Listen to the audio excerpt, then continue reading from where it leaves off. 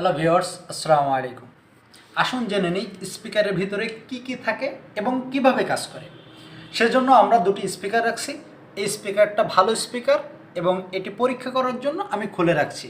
অর্থাৎ এর ভিতরে কী কী অংশ থাকে আপনাদের দেখানোর জন্য। এর ভিতরে কি থাকে আপনারা দেখতে পাচ্ছেন, কয়েল থাকে।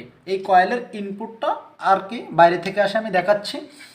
আপনারা দেখতে পাচ্ছেন এই একটা চৌম্বক ক্ষেত্র এবং এর ইনপুট হিসাবে এখানে পজিটিভ এবং নেগেটিভ, এখানে যখন আমরা সিগন্যালটা দেই, ইলেকট্রিক্যাল সিগন্যাল দেই, সেই ইলেকট্রিক্যাল সিগন্যাল আমাদের এই দুই তারের মাধ্যম হয়ে এসে আমাদের এই কয়েলে আসে। আর কয়েলে যখন আসে চৌম্বক ক্ষেত্র তৈরি হয় এবং নিচে একটা চৌম্বক ক্ষেত্র, সেই চৌম্বক ক্ষেত্র দুটি এভাবে কাপাকাপি করতে থাকে। আপনারা দেখতে পাচ্ছেন এভাবে কাপাকাপি করতে থাকে এবং এর উপরে যে পর্দাটা আছে ওই পর্দার উপর থ্রো করলে ওইটা আর কি আউটপুট হিসেবে বের হয়। অর্থাৎ যে সিগন্যালটা আমরা দেই ওই সিগন্যাল এই দুইটি কয়েলের মাধ্যমে অ্যামপ্লিফাই করে বর্ধিত আকারে আমরা শুনতে পাই।